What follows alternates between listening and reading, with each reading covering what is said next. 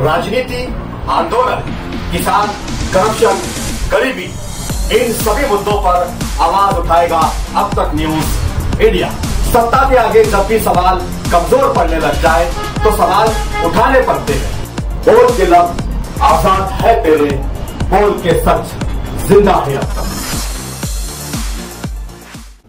पिछले 2 दिन से लगातार एग्जिट पोल के नतीजों को लेकर भारतीय जनता पार्टी के द्वारा जो लड्डू बांटे जा रहे हैं, देश की जनता को भ्रमित किया जा रहा है और कल मतगणना को प्रभावित करने से पहले की एक नाजायज कोशिश की जा रही है, उसको लेकर आज की ये पत्रकार वार्ता है कि कैसे ये एग्जिट पोल अपने आप में खुद को किसी दूसरे के प्रमाण की जरूरत ही नहीं है।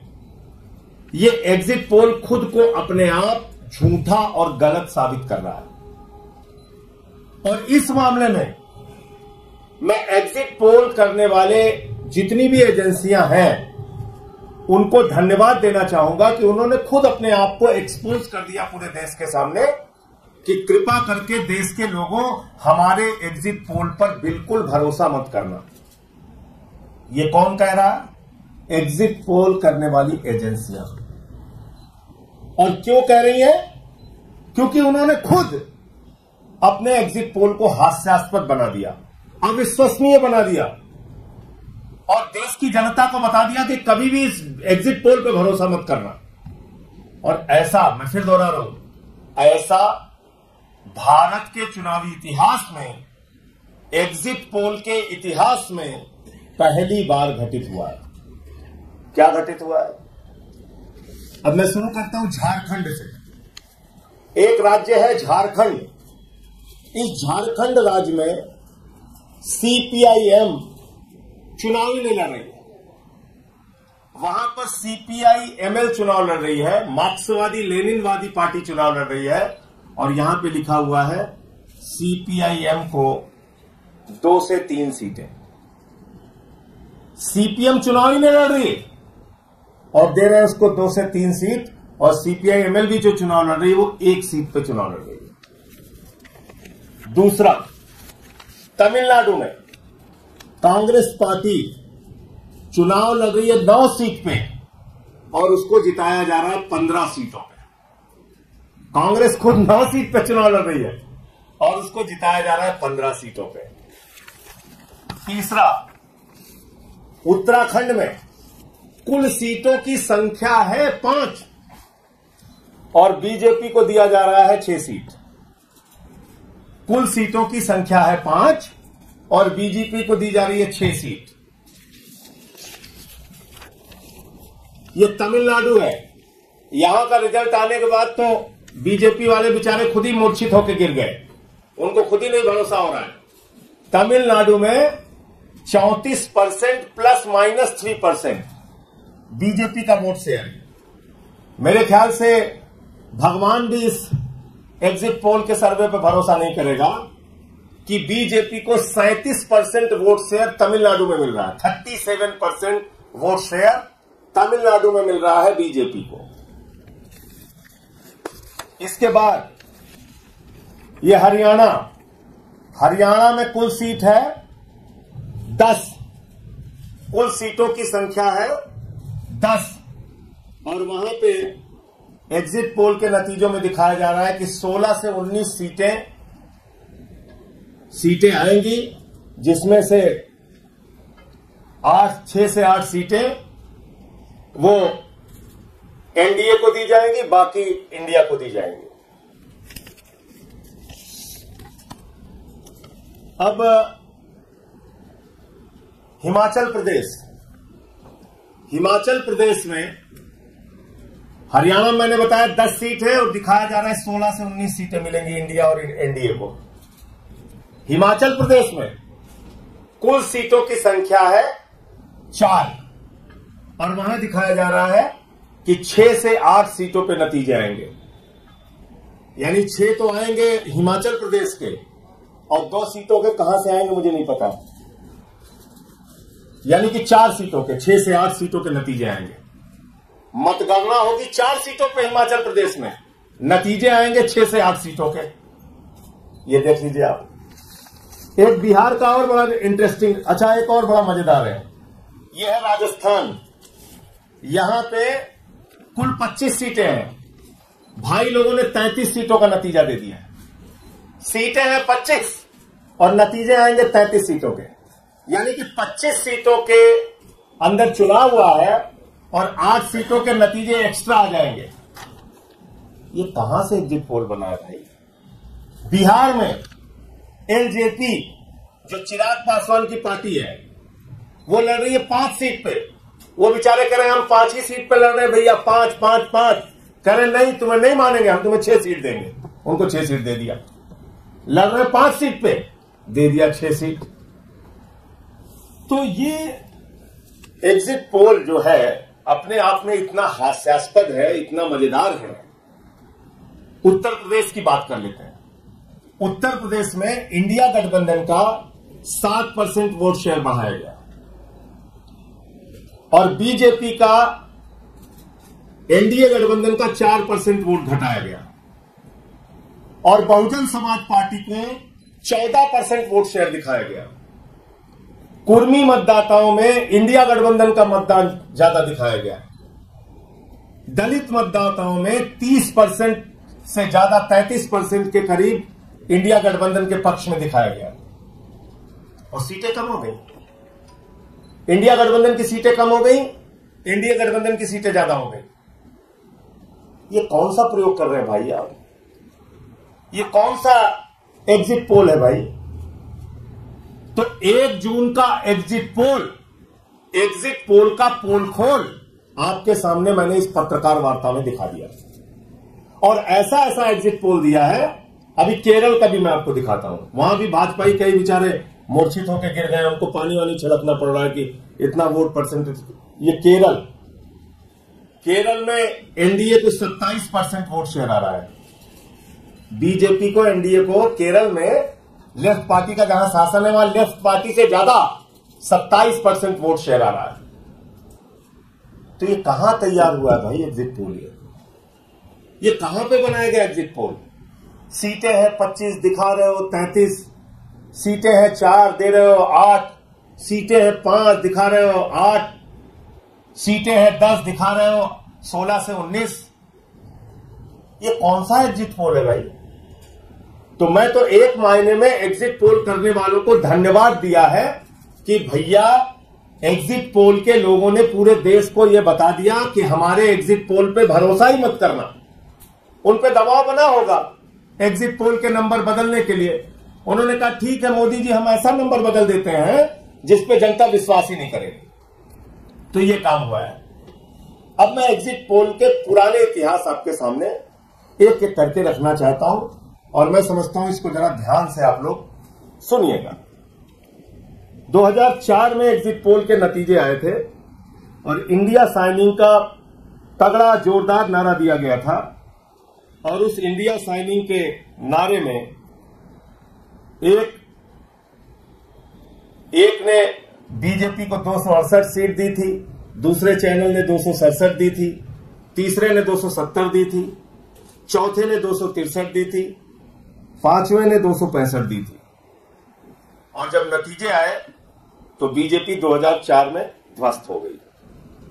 आते हैं, जल्दी की बात करते हैं, ज्यादा लंबा नहीं जाएंगे।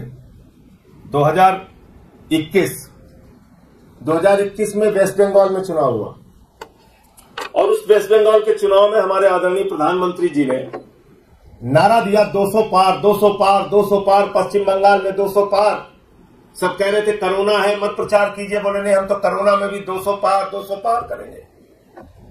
एक टीवी चैनल ने बीजेपी को दिया 121, दूसरे ने दिया 148, तीसरे ने दिया 115, चौथे ने दिया 185, पांचवें ने दिया 132, छठवें ने दिया 115, सातवें ने दिया 160, आठवें ने दिया 192, नौवें ने दिया 185 और 10वें ने दिया 135। 10 टीवी चैनल के ये एग्जिट पोल के नतीजे हैं 2021 के वेस्ट बंगाल के।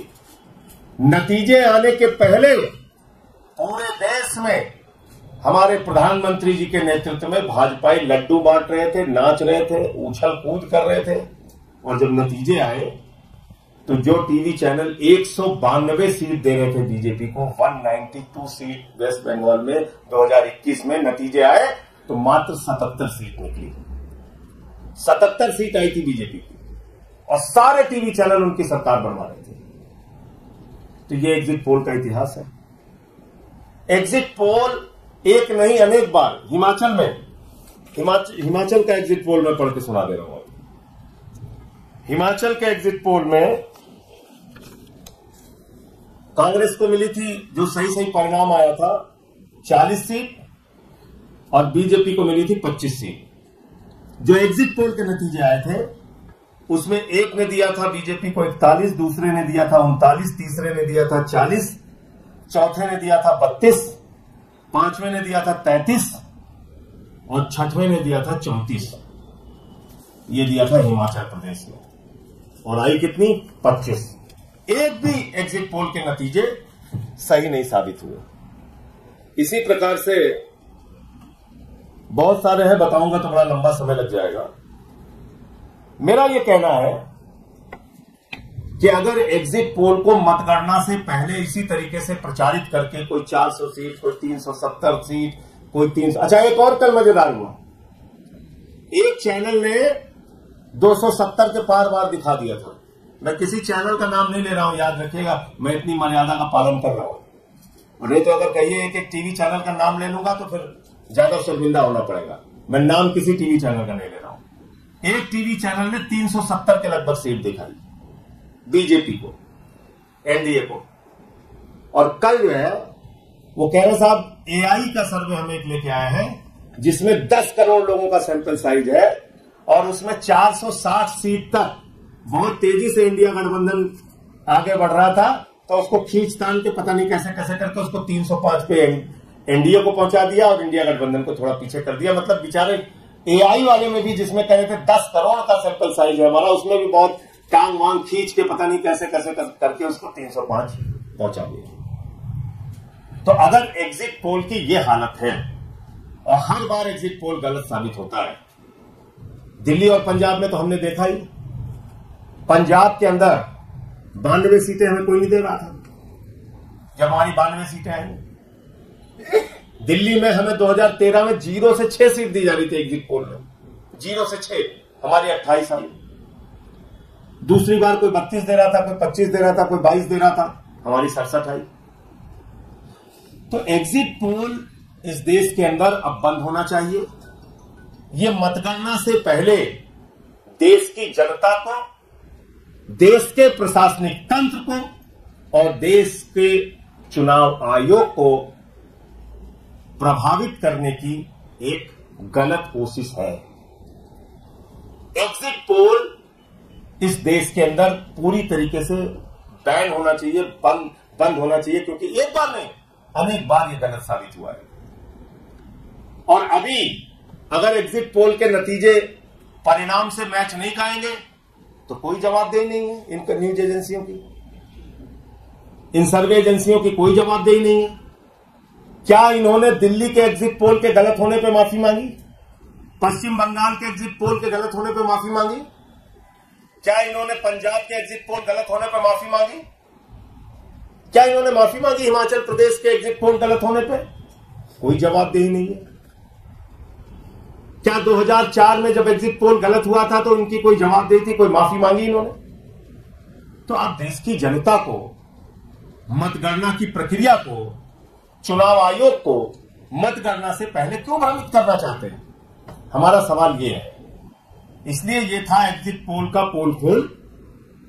इस पर देश की जनता को बिल्कुल भरोसा नहीं करना चाहिए और कल मतगणना केंद्रों के बाहर और अंदर पूरी सावधानी बरतनी चाहिए कि एक भी मतदान के दौरान एक भी वोट की गिनती में भाजपा वाले कोई हेराफेरी ना करने पाए। क्योंकि एग्जिट पोल ने तो खुद ही कह रहे चिल्ला चिल्ला के एग्जिट पोल वाले कि हमारे ऊपर हंसिए, हमारे ऊपर भरोसा मत कीजिए। मतलब 37% वोट शेयर तमिलनाडु में एग्जिट पोल ने दे दिया। वहां कई नेता बेचारे मूर्छित होकर गिर पड़े हैं बीजेपी वाले, उनको पानी छिड़क छिड़क के होश में लाया जा रहा है कि होश में आइए भैया। कह रहे नहीं, हम तो 37% पे हैं। 27% दे दिया केरल में। वो हरियाणा वाले कह रहे भैया हमारी 10 ही सीट है, बोले नहीं 19 ले लो।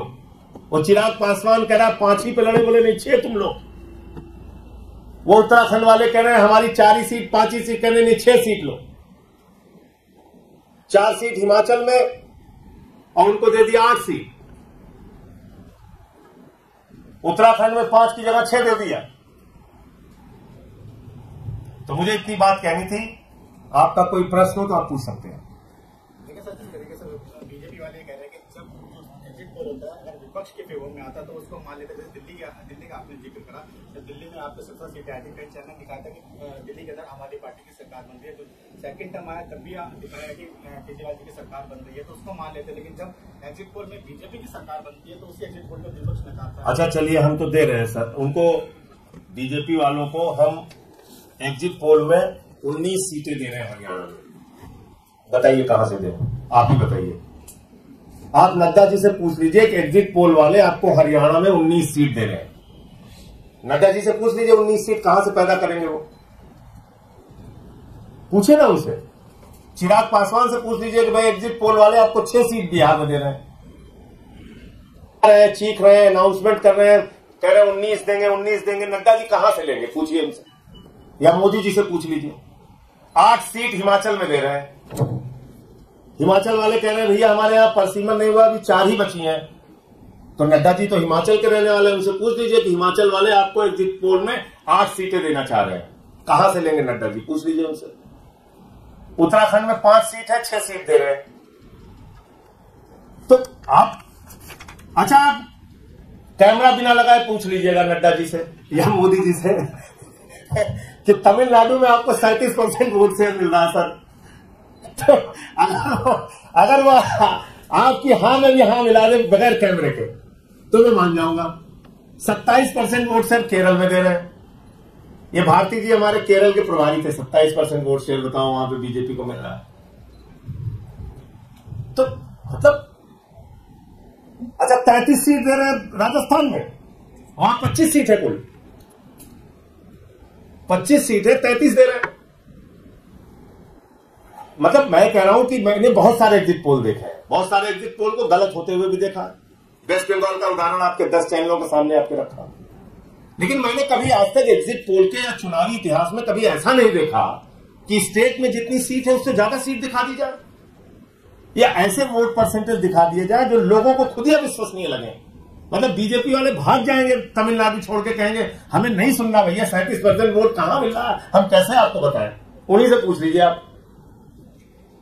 तो इसलिए मैं कह रहा हूं कि ये एग्जिट पोल ने, हो सकता है किसी गुस्से में किया हो एग्जिट पोल वालों ने कि भाई ठीक है हम अपने आप को खुद ही हास्यास्पद बना ले रहे हैं, देश की जनता हमारे को भरोसे नहीं करेगी, ऐसा एग्जिट पोल हम देंगे, चलो ठीक है तुम दबाव बना रहे हो बनाओ।